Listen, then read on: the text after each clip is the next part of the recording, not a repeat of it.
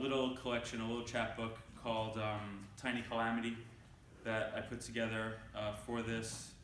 I like making little chapbook zine things. I feel like I used to do this way back, and there is a zine fest in San Diego. And if you live in a city with a zine fest, it's fun. The poems aren't necessarily fun, but zines are fun.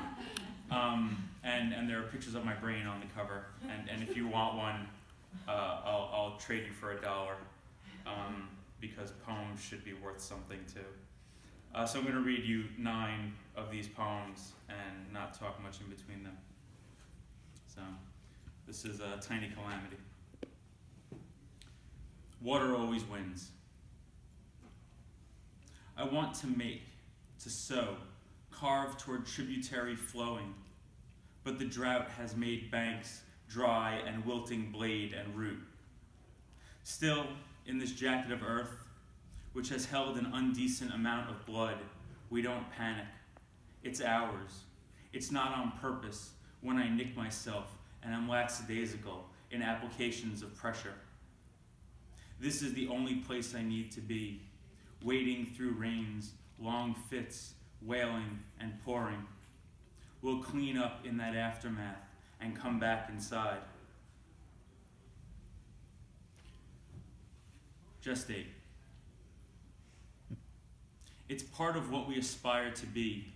The Pyrex lasagna dish slides to become at least 10,000 pieces exploded beneath the range on tile, while I'm a herd animal pounding my own waste into the clearing's grazed floor. A carpenter constructing the stage, getting a splinter with a hurt that really starts once skin heals. A seed that plants itself under a flesh bed. I coast the entire way on a folding bike with a broken crank before I dig it out of myself at the monkey paw. It should heal. A hand of fragment, earth, microbial, out to reactivate the dust by heavy connection. Still, I have this job, benefits, and they send me to the doctor. They look me over, inspect what I've pulled from my own limbs.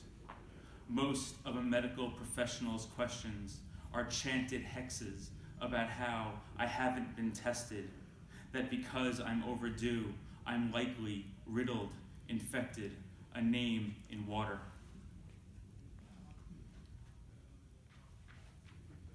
I think I stole that from Keats. So, I'm not saying I'm sorry, I'm just saying I did.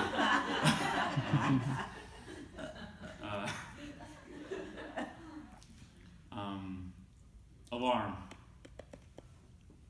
A unique knock in dawn's glowing gray. My father and I awaken to trapped sparrows thrashing in ash, the belly of an iron stove. I prop the screen, hold the elm door open, while he pulls the iron hatch to set them free, across the living room, west over the lawn, like bottle rockets with wings that never pop. What we're looking for, they find, carry in their own little feet. I push my monkey toes on sheets, find your phone at the end of the bed, swipe, tap, gesture, dial, sync, but never snooze.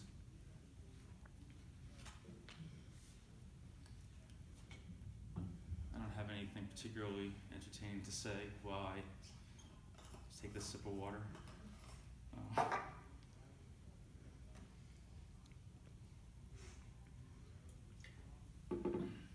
Those doors are very cool. The tall doors. We were talking yesterday in the beer culture section about how abrasive the design of hotels is. Like the carpet is unmanageable on your eyes. But very tall doors like that are cool. If you're on Instagram, my wonderful wife Claire is an interior designer, and she turned me on to this Instagram called Please Hate These Things, And it's this interior designer who just posts obnoxious design things, and I've woken up our child laughing at what is posted on these, and it's not so much the image, like the image you're like, but what this person is writing about the image is just awesome. So if you bust out laughing at some point, I'll know that you are just on your phone looking up on Instagram, please hate these things, but it's totally worth it. Canticle known by heart. Look down this schoolhouse corridor of memory to see one boy tell another that his father is a slob and anyone can see it. It's a violent observation for no good reason, and the kid should know better about quiet shames that don't need a zenith but get one anyway. There's this localized guilt that's grown, unforgiving, rubber tree branches that arc to frame a doorway. I've passed by it so many times, scanning the lines, the nailed note listing names that were thrown away, looking for my own. I make a hymn of these regrets to sing over and over in the open until it's a semantic satiation that gently cradles us. It's a horribly painful poem. I don't know, for me to read. It's like one of those things that like comes from memory that like, I don't want to write about this, but because I'm the shit kid in that. I'm not the kid who was shit on. So at some point it becomes like, you need to write about when you sucked, if you sucked. In hopes that now he just sucks and it's not me who sucks. There's a poem. Yeah. I'll jot down later. This is a poem about a tornado, and a literal tornado in the sky. Which they're not in the sky, I guess. They're on the land, which is what makes them really horrible. And it's... I used to live in the Midwest, and tornadoes were a thing, and I don't live in the Midwest anymore, and I'm glad tornadoes are not a thing for me anymore. This has an epigraph by a poet named Kem White. It says, a sound only dogs and poets can hear. Which is not from a piece, unless he's written it. It's from a conversation we had, and I was like, I want that, and so I took it. So it's called The Siren's Grind. You're not even close to 10 in the morn on the first Tuesday of the month when you hear a sky roll in television static gray.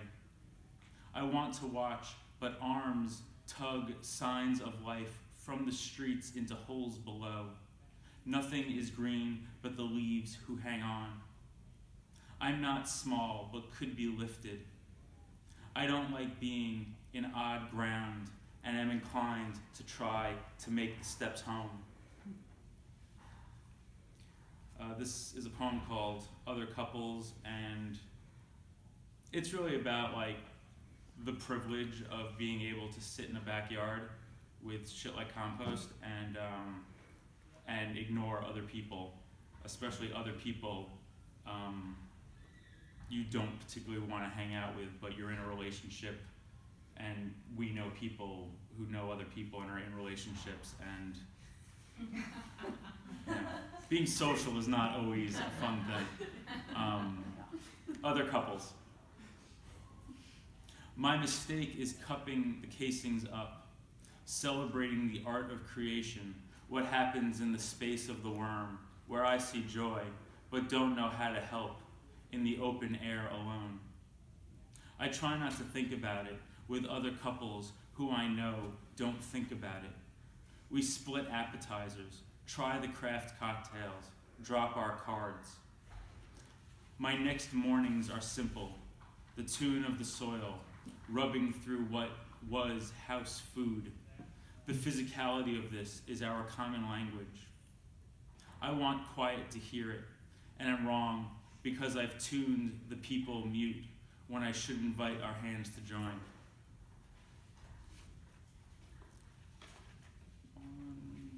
Three more poems. hopefully conversation, if that's what you're into. Acts. ACTX. Sorry. ACTS, because accents get in the way.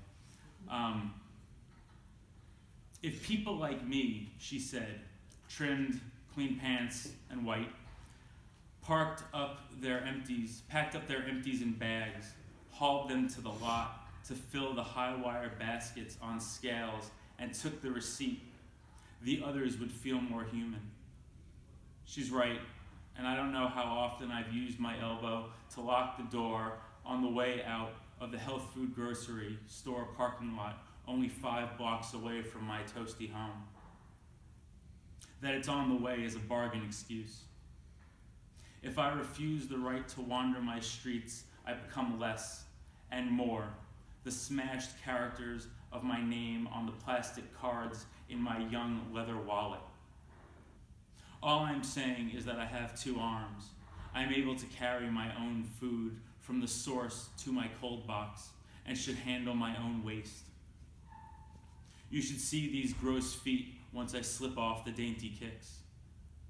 I'm trying to tell you, I don't have a reason to pile everything up and leave it for some festering fancy. I have machines that hide dirty things, that give it all right back.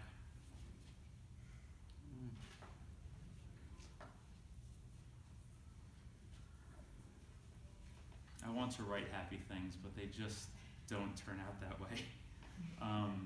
But it's a fun juxtaposition. Wet sawing. This is like a big saw that you cut tiles with. The tile scraps wouldn't work in a mosaic. It's all too white, chipped, trimmed, and scattering, a sloppy series of tiny calamity commonly found between street level. Pedestrians up top only feel it for a second, but know something's happened that will take time and an older skill to repair. A sponge soaks water from the grout for 6 days. The whole place smells like mayonnaise knifed on Wonder Bread, like a thing pushed thin, a smushed sandwich someone just might get hungry for. That's the end of that poem. Sorry, we were talking this morning about how disgusting mayonnaise is. There was an egg sandwich in the hotel, an egg sandwich that had mayonnaise on it. I was like, don't put mayonnaise on anything, and not the egg sandwich. Thank you, Katie, for running this section and curating all these events.